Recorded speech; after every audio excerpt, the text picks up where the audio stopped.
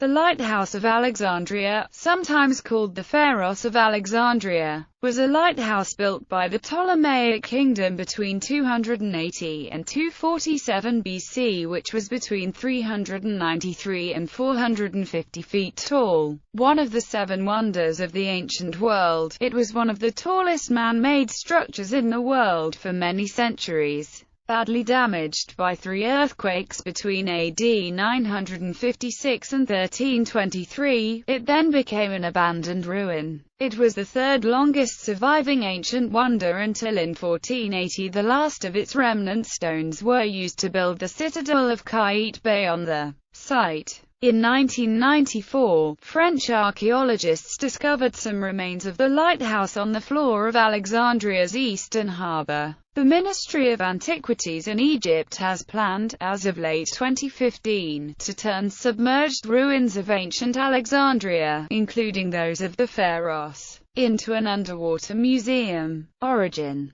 Pharos was a small island just off the coast of the Nile Delta's western edge. In 332 BC, when Alexander the Great founded the city of Alexandria on an isthmus opposite to Pharos, he caused the island to be united to the coast by a moat more than 3/4 of a mile long called the Heptastadion. The east side of the mole became the Great Harbour, now an open bay. On the west side lay the port of Eunostos, with its inner basin Kibotos, now vastly enlarged to form the modern harbour. Today's city development lying between the present Grand Square and the modern Ras Al Khaimah quarter is built on the silt which gradually widened and obliterated this mole, and Ras Al Khaimah represents all that is left of the island of Pharos, the site of the lighthouse at its eastern point having been weathered away by the sea. Construction: the lighthouse was constructed in the 3rd century BC. After Alexander the Great died of a fever at age 32, the first Ptolemy announced himself king in 305 BC, and commissioned its construction shortly thereafter. The building was finished during the reign of his son, the second Ptolemy.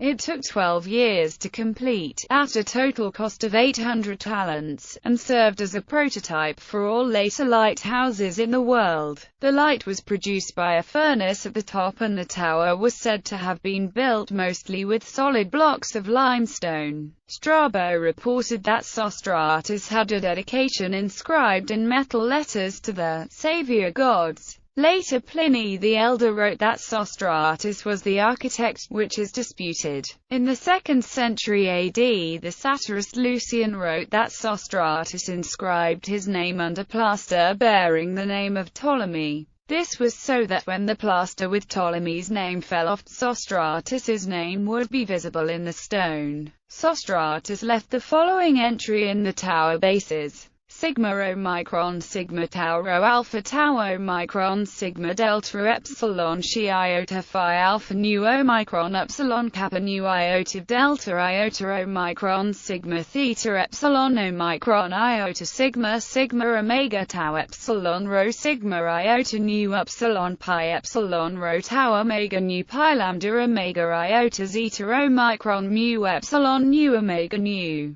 Height and description. Judith Mackenzie writes that the Arab descriptions of the lighthouse are remarkably consistent, although it was repaired several times, especially after earthquake damage. The height they give varies only 15% from c. 103 to 118 meters, 338 to 387 feet, on a base c. 30 by 30 meters, 98 by 98 feet square. The Arab authors indicate a tower with 3 tapering tiers, which they describe as square, octagonal and circular, with a substantial ramp. The fullest description of the lighthouse comes from Arab traveller Abu Hajjaj Yusuf ibn Muhammad al-Balawi al-Andalusi, who visited Alexandria in AD 1166. Constructed from large blocks of light-colored stone, the tower was made up of 3 stages: a lower square section with a central core, a middle octagonal section, and, at the top, a circular section. At its apex was positioned a mirror which reflected sunlight during the day. A fire was lit at night. Extant Roman coins struck by the Alexandrian Mint show that a statue of a Triton was positioned on each of the building's four corners. A statue of Poseidon or Zeus stood atop the lighthouse. The Pharos' masonry blocks were interlocked, sealed together using molten lead, to withstand the pounding of the waves. Destruction. The lighthouse was badly damaged in the earthquake of 956, and then again in 1303 and 1323. Finally the stubby remnant disappeared in 1480, when the then Sultan of Egypt, Qaitbay, built a medieval fort on the larger platform of the lighthouse site using some of the fallen stone. Recent archaeological research.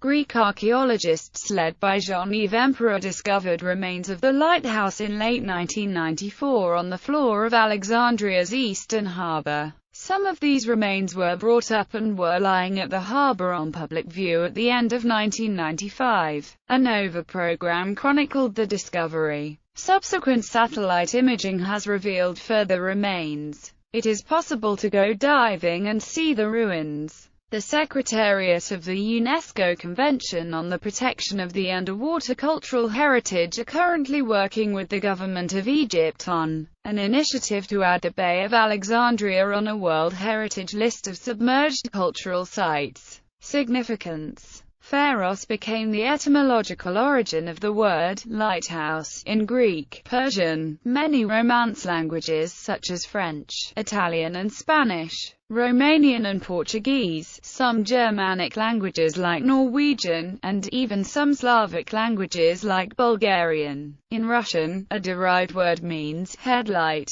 In 2008 it was suggested that the Pharos was the vertical yardstick used in the first precise measurement of the size of the Earth. Pharos in culture. The lighthouse remains a civic symbol of the city of Alexandria and of the Alexandria Governorate, with which the city is more or less coterminous. A stylized representation of the lighthouse appears on the flag and seal of the governorate and on many public services of the city, including the seal of Alexandria University. In architecture, a well-preserved ancient tomb in the town of Abusea, 48 kilometers southwest of Alexandria, is thought to be a scaled-down model of the Alexandria Pharos. Known colloquially under various names, the Pharos of Abusea, the Abusea Funerary Monument and Burj Al Arab, it consists of a three-story tower, approximately 20 meters in height, with a square base, an octagonal midsection and cylindrical upper section. Like the building upon which it was apparently modeled, it dates to the reign of Ptolemy II, and is therefore likely to have been built at about the same time as the Alexandria Pharos. The design of minarets in many early Egyptian Islamic mosques followed a similar three-stage design to that of the Pharos, attesting to the building's broader architectural influence. The George Washington Masonic National Memorial, located in Alexandria, Virginia, is fashioned after the ancient Lighthouse of Alexandria in Egypt. In books, Julius Caesar, in his Civil Wars, describes the Pharos and how it was a key landmark to his subduing Ptolemy XIV's armies, describing its strategic importance in his sentences. Now, because of the narrowness of the strait, there can be no access by ship to the harbor, without the consent of those who hold the Pharos. In view of this, Caesar took the precaution of landing his troops while the enemy was preoccupied with fighting, seized the Pharos and posted a garrison there. The result was that safe access was secured for his corn supplies and reinforcements. It was common for Caesar in his writings to refer to himself in the third person.